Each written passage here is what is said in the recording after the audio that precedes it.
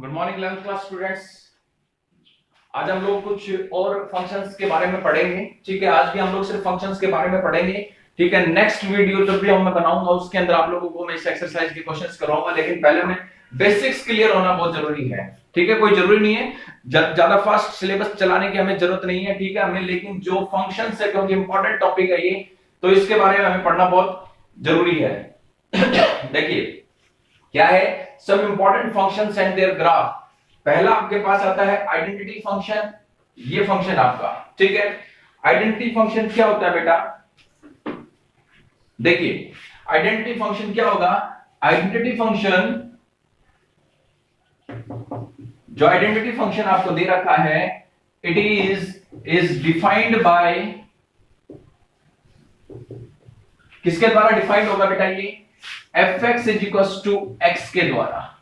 ठीक है, जो फंक्शन fx बराबर x के हो, या इसको आप ऐसे भी लिख सकते हैं y बराबर x, जिस फंक्शन को हम इस प्रकार से डिफाइन करते हैं y is equal to x के बराबर हो, उस फंक्शन को हम लोग क्या बोलते हैं बेटा?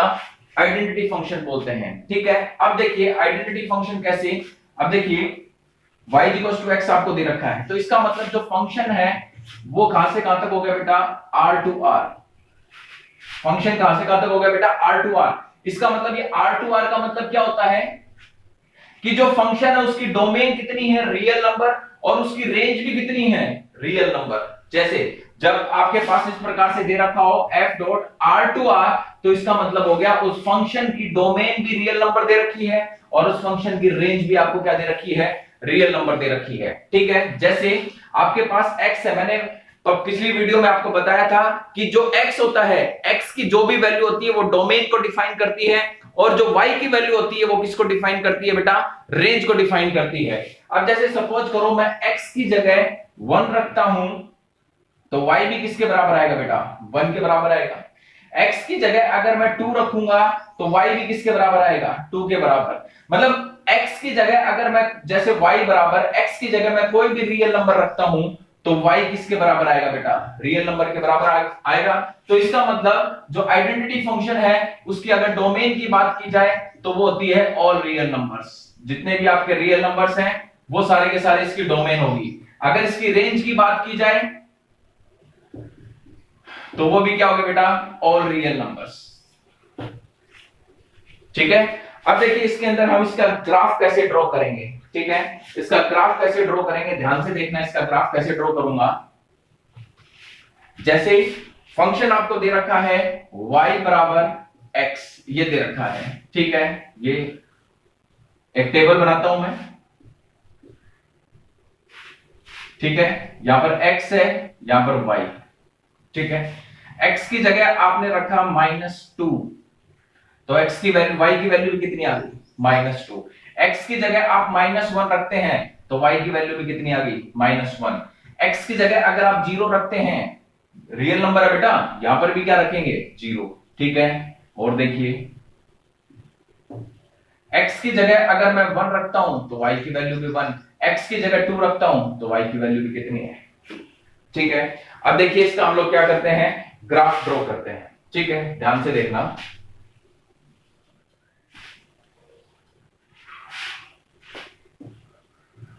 ये आपका x एक्सिस,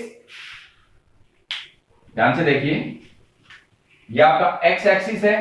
ठीक है, ये x डैश है, ये आपका y एक्सिस है, और ये आपका क्या बेटा? y डैश है। ठीक है, और यहां पर आपका क्या हो गया? ओरिजिन हो गया। ठीक है, अब देखिए इसके ऊपर ये आपका 1, ये आपका 2। ठीक है, इसी प्रकार थोड़ा सा बड़ा ले लेते हैं। यहां पर आपका 1 है, यहां पर आपका 2 है, यहां पर आपका -1 है, यहां पर आपका -2 है। ठीक है, और ये आपका यहां पर 1 हो गया, और यहां पर क्या हो गया बेटा? 2 हो गया। यहां पर -1 हो गया, यहां पर -2 हो गया। ठीक है, अब देखिए x की वैल्यू -2 है, तो y की वैल्यू कितनी होगी बेटा?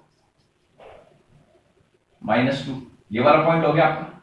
ठीक है, x की वैल्यू -1 है, तो y की वैल्यू कितनी होगी बेटा? -1 होगी। x की वैल्यू 0 है, तो y की वैल्यू कितनी होगी बेटा? 0 हो गई। x की वैल्यू 1 है, तो y की वैल्यू भी कितनी हो गई? 1 हो गई। x की वैल्यू 2 है, तो y की वैल्यू भी कितनी होगी बेटा? 2। मतलब इसके सामने ये वाली वैल्यू, ठीक है। अब इसको जब हम मिलाते हैं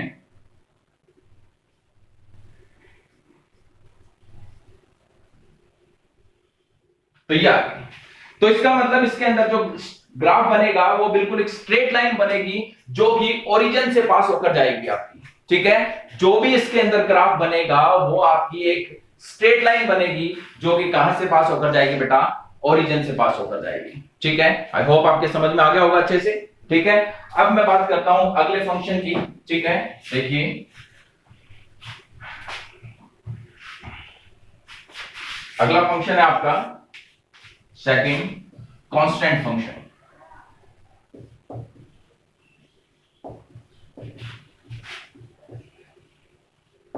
कांस्टेंट फंक्शन, ठीक है।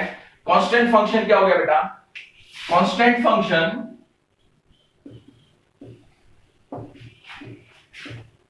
is defined by fx is equals to c।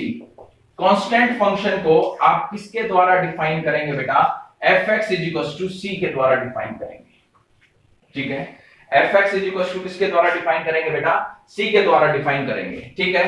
तो इसका मतलब आपके पास y is equals to किसके बराबर हो गया, c के बराबर, ठीक है। अब देखिए इसके अंदर, ठीक है, अब यहां पर x की जगह c दे रखा है बेटा, ठीक है। अब देखिए इस कांस्टेंट नंबर की जगह आप कोई भी नंबर रखेंगे, यहां पर आप कोई भी वैल्यू रखते हैं, जैसे सपोज करो आपने c की जगह 1 पुट किया तो y किसके बराबर आएगा बेटा, 1 के बराबर, ठीक है।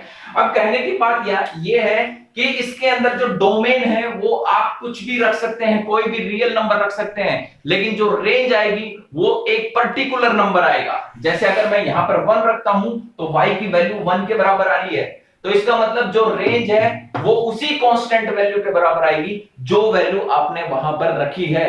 तो इसका मतलब डोमेन आप कुछ भी रख सकते हैं, कोई भी नंबर रियल नंबर रख सकते हैं, लेकिन जो रेंज आएगी वो पर्टिकुलर एक कांस्टेंट वैल्यू आएगी। जैसे 1 रख रहे हैं तो 1 आएगा, 2 रख रहे हैं तो 2 आएगा, ठीक है। तो इसका मतलब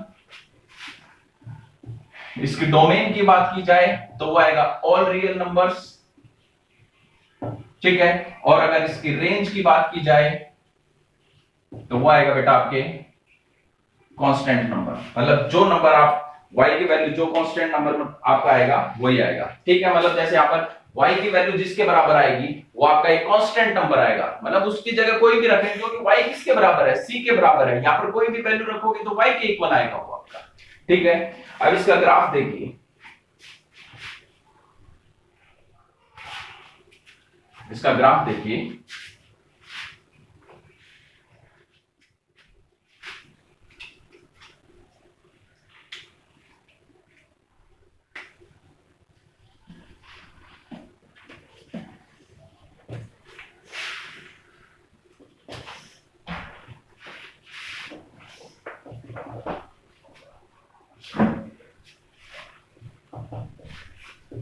देखिए c की जगह मैंने 2 रखा, ठीक है। फिर c की जगह अगर मैं -2 रखता हूं तो y किसके बराबर आएगा, -2 के बराबर आएगा, ठीक है। देखिए यहां पर देखिए ये आपका x एक्सिस है, ये आपका x डैश है, ये आपका y है, यहाँ पर y डैश है, और यहाँ पर क्या आपका ओरिजिन है, ठीक है। देखिए ये आपका 1, ये 2, यहाँ पर 1, यहाँ पर 2, यहाँ पर -1, यहाँ पर -2, -1, -2, ठीक है। y c, कोई भी कांस्टेंट वैल्यू आपको दे रखी है, यहाँ पर c की जगह 2 रखते हैं तो y की वैल्यू किसके इक्वल आ गई बेटा, 2 के इक्वल, ठीक है। तो y2 किसके, यहां पर है y की वैल्यू 2, तो यहां पर जो ग्राफ बनेगा, जो लाइन प्लॉट करेंगे वो किसके पैरेलल आएगी, x एक्सिस के। तो कांस्टेंट फंक्शन में जो लाइन आप ड्रॉ करोगे, जो ग्राफ ड्रॉ करोगे वो पैरेलल टू x एक्सिस आएगा। तो यहां पर क्या आ गया, ये आ गया, ठीक है। इसके बाद y -2, या ठीक है, ये आ गया आपका, ठीक है। ये आपका क्या हो गया, ग्राफ। इसको आप ऐसे लिख सकते हो, graph if c is greater than 0, यदि जो कांस्टेंट है वो 0 से बड़ा है, 0 से बड़ा का मतलब पॉजिटिव y की वैल्यू आएगी, और पॉजिटिव y कहां होता है, ऊपर की साइड हो गया। और ये वाला हो गया if c is less than 0, c is less than 0 का मतलब y की वैल्यू आपकी क्या आ रही है, लेस देन 0 आ रही है। और लेस देन 0 का मतलब नेगेटिव वैल्यू, y नेगेटिव नीचे की साइड होता है। और ये वाला ग्राफ मतलब ये सीधी जो x एक्सिस की लाइन है, इसको आप लिख सकते हैं if c is equal to 0। c is equal to 0 का मतलब क्या हो गया, y इज इक्वल टू 0। तो y इज इक्वल टू 0 ये ओरिजिन के ऊपर हो गया, ये वाली लाइन आ जाएगी। ठीक है, ये आपका क्या बन गया बेटा, कांस्टेंट फंक्शन बन गया। ठीक है, अब देखिए नेक्स्ट हम नेक्स्ट वीडियो के अंदर करेंगे।